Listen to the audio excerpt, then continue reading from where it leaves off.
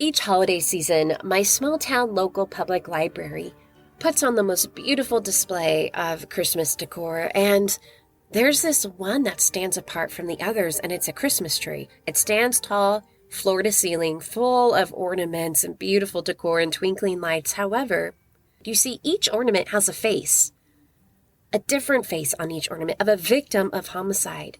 These ornaments are decorated, designed, and donated by the victim's family and placed upon this tree at the library.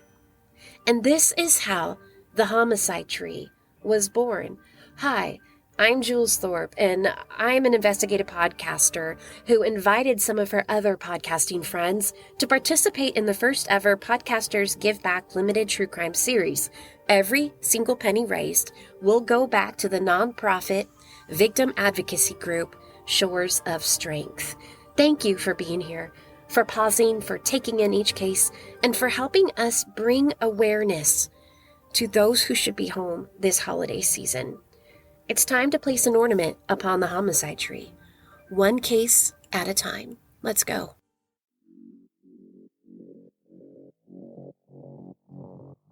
Hello, Like Mother, Like Murder listeners. I am Rachel. And I'm Heather. We are the hosts of Like Mother, Like Murder. We bring you the good, the badass, and the crime. Each week, we bring you stories from missing and murdered to survivors and women who empower you. And of course, some mom talk sprinkled in. Check us out wherever you get your podcasts at Like Mother, Like Murder. And give us a follow on social media so that we can say hi. Okay, love you, bye. Okay, love you, bye.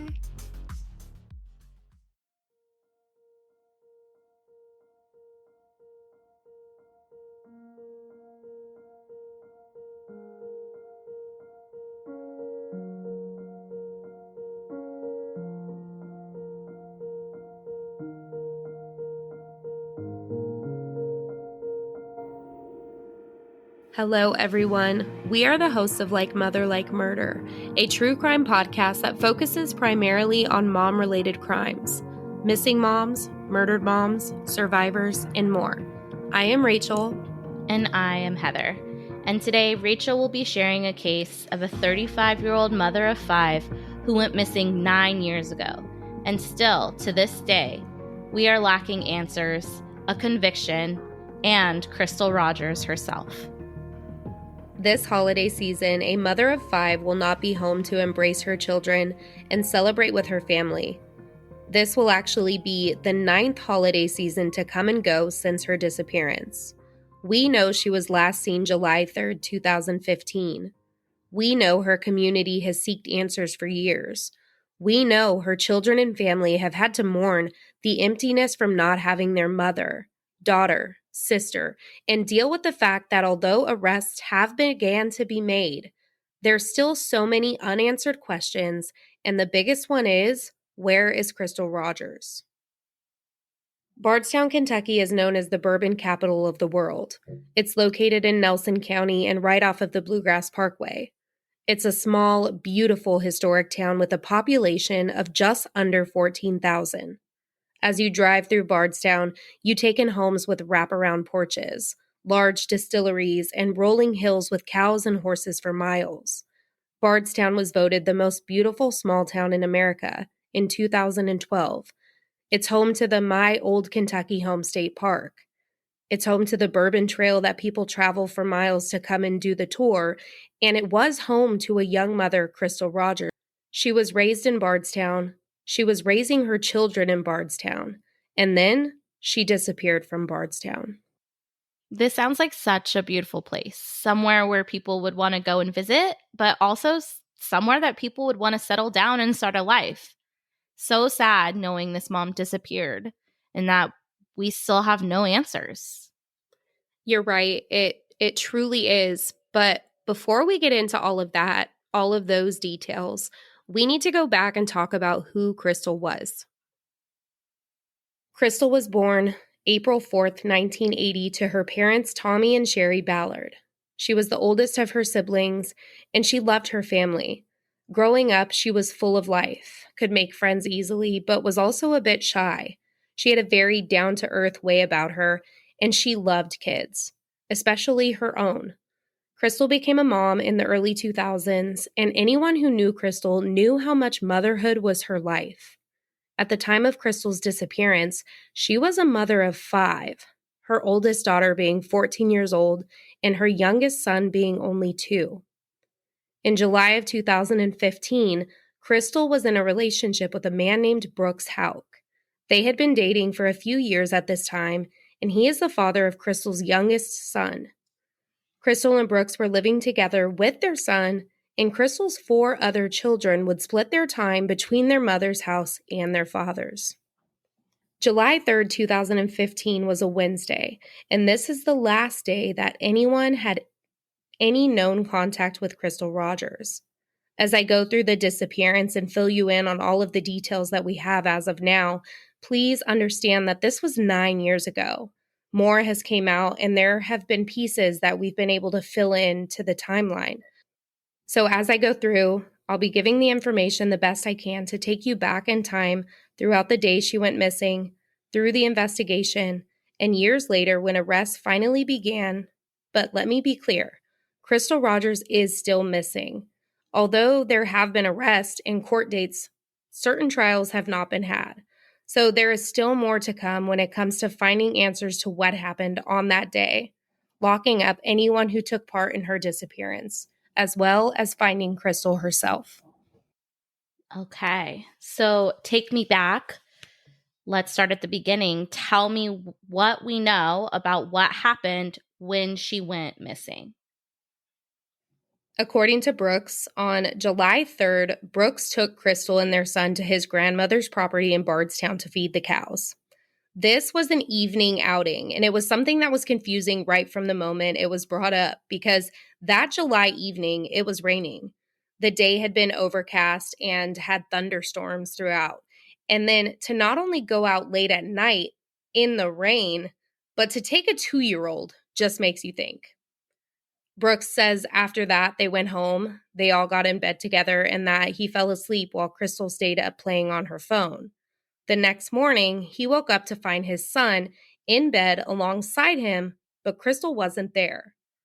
Brooks has said in interviews he didn't think anything of it because Crystal would go stay at her cousin's house or at a friend's house when they would have problems. And so when he got up, that's what he said he believed at the time, which begs me to question, were there problems that night? Why would she leave, and why don't you seem concerned whatsoever? That day was the 4th of July, something that many Americans choose to celebrate in our independence as a nation, as well as taking advantage of the day off to barbecue and hang out with friends or family, which they did have plans on that day, and Crystal never showed up for them. On this day, her family was trying to get a hold of her with no luck. 4th of July, no one sees or hears from Crystal. July 5th, Sherry Ballard, Crystal's mom, is the one who files the missing persons report. Crystal's oldest daughter had reached out to Sherry, her grandmother, wondering if she had heard from her mom. And it comes down to the fact that this was not like Crystal. She was not the one to not respond, especially to her children. So they knew something was wrong. On this day, Sherry saw Brooks at a gas station, and he had their son in the back of the car, but no Crystal. When she tried talking to him about it, the conversation really wasn't going anywhere, and he didn't seem concerned. And when Sherry said that she thinks it was time for a missing persons report to be filed, Brooks's response was, yeah, she should do that. Not offering to do it himself, not saying he had already done it, just telling her she should do it. Another very important thing that happened this day is Crystal's car was found abandoned on the side of the Bluegrass Parkway. The vehicle was a maroon Chevrolet Impala, had a flat tire, the keys were in the vehicle, and so was Crystal's cell phone and purse. I just do not see how your girlfriend, the mother of your child, goes missing and you don't seem concerned whatsoever. So what happens next? Do they look into him? What's going on? Yeah, I don't see that either. And yeah, they did look into him. So on July 8th, Brooks Houck is interviewed at the Nelson County Sheriff's Office by Sheriff John Snow. And in this interview, they're asking everything and trying to get a detailed timeline, anything that could help. And about an hour and a half into the interview, Brooks gets a phone call from his brother, Nick. Brooks answered his phone, and in this call, Nick tells him to leave. There's video from this interview, and you can hear Brooks saying, "If you're telling me to leave, I will, but I am innocent and trying to do the right thing." The phone call ends, as does the interview. But I did want to play a clip of this interview for you all here because it will come back up later. Let me play it for you, and then I will explain a little more. Hey, Steve. Yeah. Hey, I can't hear you real good. I'm gonna let you speak up a little bit, okay? Okay, sir. Hey, I was wanting to know. Hey, I've got some things going on next week. I'm gonna need your help with it. Are you already booked up, or can you help me? I haven't moved up yet. I'm still looking for a place. That's why I needed them numbers from you. All right. Well, I can write them all down and get them there for you. But I was actually talking about doing some more work with your little skid steer and so forth. Mine's still broke down. Well, like I said, get with me tomorrow. I'm coming. I know you have a hard time hearing me because it's where I'm located at. All right. So just get in touch with me tomorrow. We'll see what we can do. But I just want to tell you I'm sorry about everything that's going on in your life, brother, and I got you in prayers. I said it is a very difficult and trying time, but I appreciate you saying that. But hey, I need your help while I got you on the phone here. Do you remember the other night you called me really, really late, and I forgot what you asked me. Can you? I guess we wasn't on the phone. I might have been tired. I know it was pretty late at night. Can you remember what you asked me or what you were after? I can't remember. Yes, sir, I can. I called to ask you for them numbers for a house. Oh, for a rental house. Yes, sir.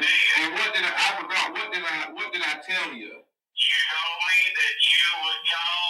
What's her name? Katie or whatever. She handles all that. Crystal. Okay, I apologize. Yeah. And she said she handles all that, and that you would get back with me on it. All right. Thank you so much, now. Hey, if there's anything I can do, you give me a call. Thank you. You have a good night now. Yes, sir. God bless you. Thank you.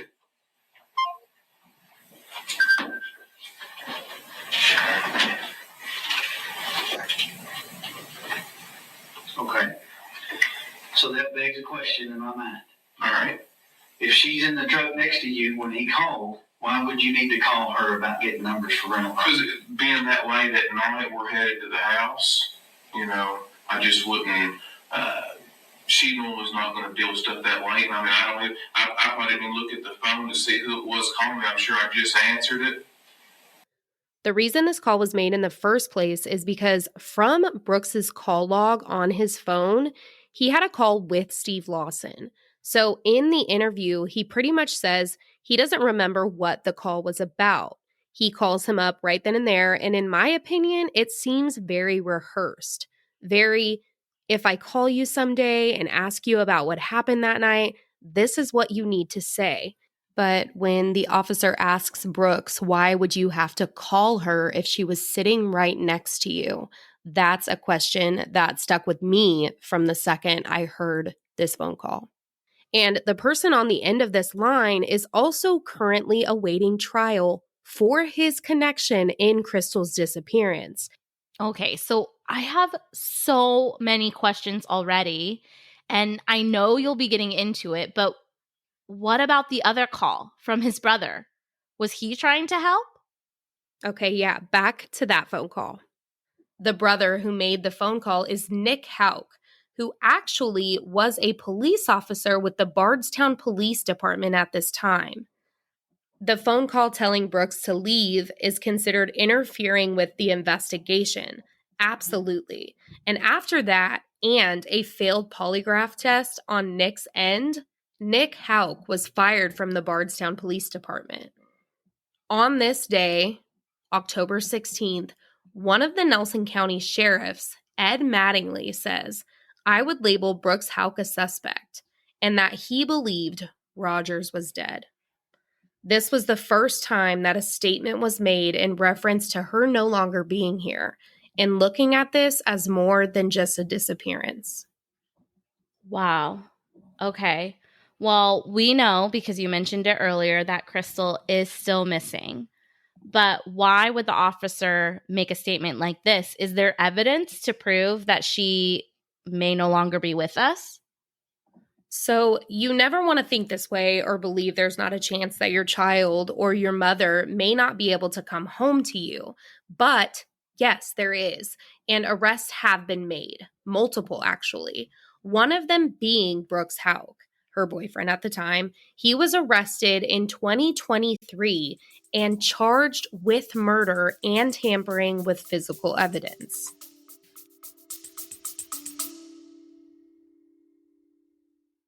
Sorry to interrupt you, but we'll be right back with your episode. Each year, homes will host holidays and celebrate together, but for a few, the holidays will bring tragedy, trauma, and grief. Seats will remain empty around a crowded table, not able to be removed, although everyone knows that person won't be able to sit in it this year. Help us give back. Shores of Strength helps families with resources, marketing, and advocacy when they're searching for a guide on how to navigate the unthinkable. To make a donation, please visit the link in the show description or visit buymeacoffee.com/the homicide tree. Every donation counts, and we sure appreciate you caring. Thank you, everybody. 2023, and she went missing in 2015. So why did it take so long, and what did they find to arrest him? He actually wasn't the first arrest made. So the first arrest actually happened in 2015, the year that Crystal disappeared, and the man arrested was Danny Singleton. And he was charged with 38 counts of false swearing for lying under oath in the investigation of Crystal Rogers' disappearance. Danny Singleton was one of Brooks Houck's employees and has been referenced as his right-hand man. He pled guilty, served 6 months, and then he was released, and there's been nothing since on him. But before I tell you about arrests that were made, I want to tell you about a family, a community, Team Crystal. After Crystal disappeared, a Facebook page was created. It was a place for information to talk about search efforts, where family and friends share photos, memories, poems. And I can't go without giving the recognition of the love and the strength from God to continue to fight for Crystal day in and day out. If you go look at this page, which I encourage you to do, you'll see a community who fights harder each and every day that passes. But that doesn't go without pain, tears, and sacrifice. 1 year after Crystal went missing, another tragedy took place for this family, when Crystal's very own father was shot to death when he was taking his grandson hunting. Tommy Ballard, Crystal's father, was working effortlessly to find his daughter. He made it so very clear he would not stop until justice was served. And on November 16th, 2016, Tommy was shot in the chest. He was murdered. So there is no way that this is a coincidence. There is no way that both Crystal and Tommy's crimes are not tied together. Which is something that we still do not have all of the answers to, and they are still looking into Tommy's murder as well. And I'd love to tell you and everyone that all of the answers are out there. Those responsible are serving their time in prison where they belong, and that the family is able to finally rest and grieve after a long fight. But that's not the case yet. This fight is not over, but after years and years, arrests have been made. People are talking, and every day that passes, we pray it brings us closer to justice. Currently, Brooks Houck has been arrested and charged with the murder of Crystal Rogers and tampering with evidence, as well as a father-son duo, Joseph and Stephen Lawson. Joseph Lawson was arrested and charged with criminal conspiracy to commit murder and tampering with physical evidence. He pled not guilty. Stephen Lawson was also arrested and charged with conspiracy to commit murder and tampering with physical evidence as well. To connect the dots here on how they are involved, the Lawsons worked for Houck in one way or another. And on the night that Crystal was last seen, there's a phone call between Brooks and Steve Lawson. The conversation between the two definitely did not add up and makes you question what really happened in that phone call and on that night. What we do know from statements that have came out in court is that Steve Lawson said Brooks Houck paid him $50,000 to move Roger's vehicle to the Bluegrass Parkway, as well as Brooks telling Steve that he wanted his wife gone. Okay. So at least they've all been arrested and they're awaiting trial. When is that actually going to happen? So trial actually continues to be pushed or moved back. There have been numerous court dates and they have been in and out of court. There have been a lot of things that have came forward. And recently, June 2024, Brooks's attorney was asking for him to be tried separately because originally the three were going to be tried together. As of today, we are awaiting a spring 2025 trial to finally convict those who have taken Crystal Rogers from her family, her friends, her community, and most importantly, her children. There have been numerous searches over the years put on by law enforcement, search teams, the community, the family, multiple dig sites throughout the area, and the most recent at 2 properties previously owned by the Houck family for years that have been sold recently in 2018. These digs were September 2024, so very recent, and a statement from a Nelson County sheriff from this particular dig said, "They have not found a body, and it's what we're here to do." Although we don't have all of the answers in Crystal's case, I believe we are headed in that direction of finding her and convicting and sentencing those responsible. Thankfully, the judge has given no leniency. Brooks's attorney asked for a bail reduction at one point, and that was denied, thankfully, because we know he has the financial means to run. As we sit awaiting this trial, I really want to put the focus back on this beautiful mother, Crystal. Her family, her friends, her community, and most importantly, her children deserve to know what happened. They deserve to bring her home and be able to lay her to rest properly, as well as be able to grieve without the additional fight and questions. It's been 9 years. 9 years of why, of how. It's been 9 years of searching. It's been 9 years of unanswered questions. It's been 9 years of missed birthdays, family gatherings, first days of school, Mother's Day, school events, making breakfast for her kids, laughing, hugging, and 9 years that another holiday season is to come and go without a mother, a daughter, a sister, a friend, without Crystal Rogers. If you have any information that can help in Crystal Rogers' case, please contact the Nelson County Sheriff's Office at 502-348-1840 or call the FBI at 502-263-6000. There is a Team Crystal community page you can follow on Facebook at Team Crystal, where you can see how much love, support, and passion there is for Crystal and her family, as well as stay up to date on everything that is happening. Lastly, I want to share a poem that I found on the Team Crystal Facebook page that was written by Angie Biscoff. I reached out to her and she did give me permission to read her words here for you all. So thank you so much for allowing me to do so. A creature walks among us, no emotion does he bear. For a mother of 5 children, he doesn't even care. Tinted glass can't hide the man, his story has been told. Ice rolled upon his cheeks as his lies began to unfold. The mirror that he gazes in has the devil looking back. The deal he made with the beast took the heart that he now lacks. The clock is ticking faster as his helper sits in jail, his nerves of steel unraveling, wondering what he will reveal. He's confident he's a mastermind and left no clues behind. He forgot whom he's up against and the mistakes that we will find. While he thinks no one was watching, as he selfishly took her away, God saw his wrongdoing, and he will face his judgment day. Prayers for Crystal. As the sun sets on yet another day, I bow my head and begin to pray. As I pray for your beautiful children, my eyes start to tear. I know they are each longing to have you near. Your courageous brother and sister are in my prayers too.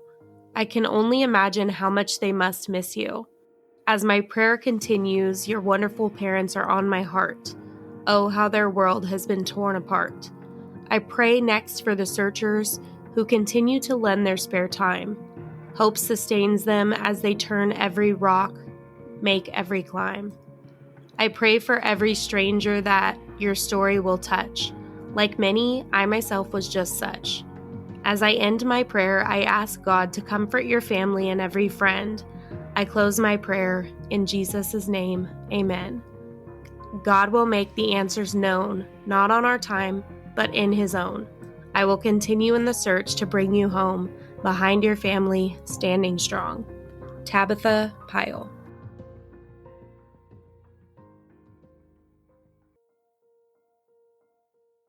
This podcast is a fundraiser for victims and families of victims who need help navigating resources during unthinkable times. Please donate a few ornaments and help us decorate our virtual tree, which you'll be able to see grow on our Instagram page. To donate, go to the Homicide Tree Support Our Show link in the show notes, or head to the Buy Us an Ornament link in our bio. Each donation goes directly to the victim advocate charity Shores of Strength. Also check out our website, fireeyesmedia.com, under the Homicide Tree. This is a passion project by a group of women in true crime podcasting who put the victims first and want to give back.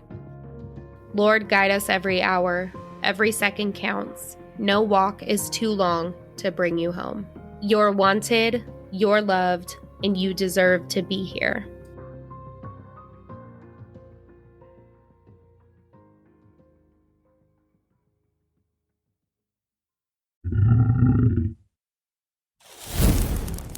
Fire Eyes Media.